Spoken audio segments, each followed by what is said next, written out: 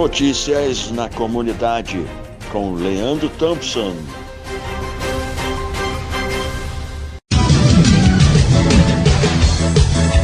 Fala galera, sou eu, Leandro Thompson, chegando aqui no nosso quadro Notícias na Comunidade. Quinta-feira, 15 de agosto de 2024. A Organização Mundial da Saúde, a OMS, declarou que a Mpox, conhecida como varíola dos macacos, voltou a ser classificada como uma emergência de saúde pública de importância internacional. A decisão foi tomada por causa da rápida disseminação de uma nova variante da doença na África, especialmente na República Democrática do Congo, onde foram registrados neste ano quase 14 mil pessoas infectadas. É muita gente, né, pessoal? Só esse ano. E 450 mortes relacionadas a essas infecções aí. Olha só, pessoal, mas fora da África, o surto continua, felizmente, né, com um baixo nível de transmissão.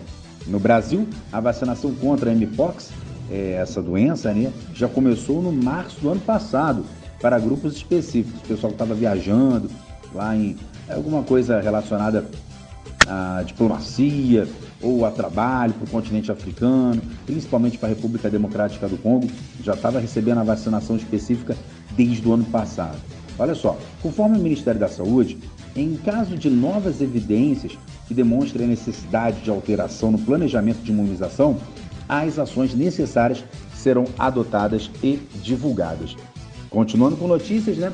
Depois de idas e vindas, o Senado aprovou um projeto de renegociação da dívida de todos os estados da União. O Estado brasileiro em si, né? Todos os estados ali, os 26 estados, mais o Distrito Federal, tem aí dívidas em diferentes níveis, totalizando o recorde de mais de 765 bilhões de reais. Os estados devendo para a União. É muita grana, né? Cerca de 90% desse valor vem de 4 estados. Olha que doideira. Apenas 4 estados aí estão quase que 90% dessa dívida. Quais são eles? São Paulo, Rio de Janeiro, Rio Grande do Sul e também Minas Gerais. Desde os anos 90, essas pendências se acumulam formando uma bola de neve. E o que vai mudar? Por enquanto ainda nada, mas se o projeto também for aprovado na Câmara, os juros cobrados pela inflação mais 4% do total da dívida podem ser zerados caso os estados cumpram algumas condições. Então é interessante, né? Não é que a dívida vai zerar, mas sim os juros. Na prática, os governos dos estados poderiam deixar de ser donos de algumas empresas e passar o comando para o governo federal. O que ganha as ações aí também arca com as dívidas. Então, o governo pegando ações de empresas, né, estaduais, ele consegue aí diminuindo a dívida aí, gradativamente para os estados envolvidos nessa negociação. No fim do dia, isso pode complicar ainda mais as contas e o cenário fiscal do governo federal. Se, por exemplo, essas empresas chegarem aí, né, de uma forma devedora. Então, parece que é uma solução, mas é algo muito complicado, ainda mais envolvendo, né, empresas estatais, governo federal. Tem que ver direitinho aí para a bola de neve, que já está bem grande, né, uma dívida aí de quase 800 bilhões de reais, não aumentar ainda mais. Então, olha só, se a lei não for aprovada, Minas Gerais pode ter as contas bloqueadas, caso não pague suas dívidas até dezembro. Minas está devendo muito. O projeto, né, inclusive o projeto desse perdão, vamos dizer assim, das dívidas com a União dos Estados, é um projeto do mineiro Rodrigo Pacheco. Ele está aí liderando esse projeto aí para tentar passar como lei. Enquanto isso, governadores do Norte e do Nordeste, que devem menos, não gostaram de ter aí as mesmas condições que a dos estados que devem os maiores valores à União. Falando em estado, mas agora uma notícia um pouco mais leve, vamos dizer assim, e bem importante, por sinal, aqui no nosso estado do Rio de Janeiro, ele está aí com diversas oportunidades de emprego e de capacitação profissional. Só essa semana, aqui em Nova Friburgo, né, a Casa do Trabalhador, por exemplo, atualizou a lista de vagas de emprego que são divulgadas pelos estabelecimentos comerciais da nossa cidade, né?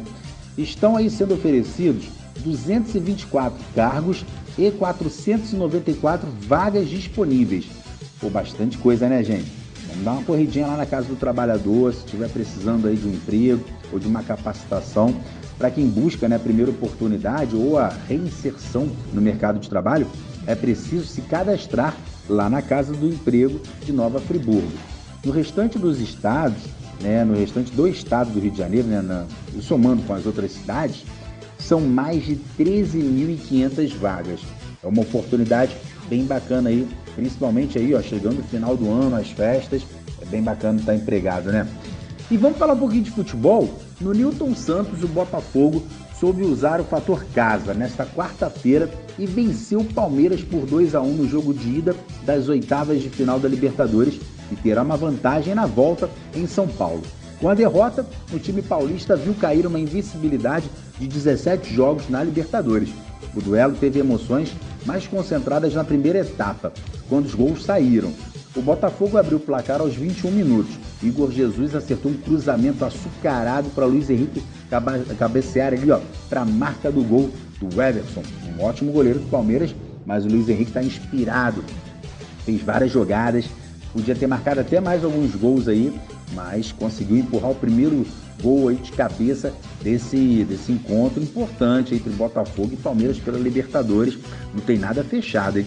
9 minutos depois, em um raro chute ao gol do Palmeiras, Maurício aproveitou o pivô de Rony, chutou cruzado e contou aí com um desvio fraco ali, a mãozinha, não conseguiu pegar do John, do goleiro do Botafogo, e aí foi o primeiro gol do Palmeiras, empatando o jogo 1-1. Só que a igualdade, né, pessoal, durou pouco. Aos 38 minutos aí, o centroavante Igor Jesus, um dos destaques do jogo, o garoto está jogando muito, é um rapaz novo que chegou no Botafogo. Ele recebeu um belo lançamento de Marlon Freitas, girou sobre o Vitor Reis e venceu aí o Everton de novo para dar a vitória ao Alvinegro. Então, ficou 2-1 para o Botafogo, vai para São Paulo, vamos dizer aí, com uma vantagem interessante. E hoje teremos também, pela Libertadores, o Flamengo enfrentando o Bolívar no Maraca às 21h30.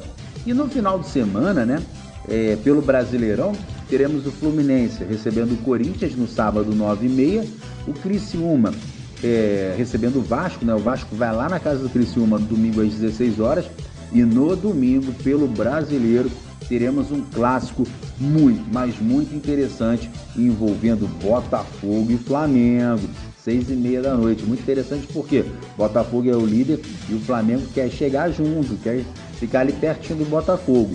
Então, pelo Brasileirão, domingão é clássico, 6h30, envolvendo Botafogo e Flamengo. É isso aí, pessoal. Amanhã eu tô de volta no nosso quadro Notícias da Comunidade. Um forte abraço.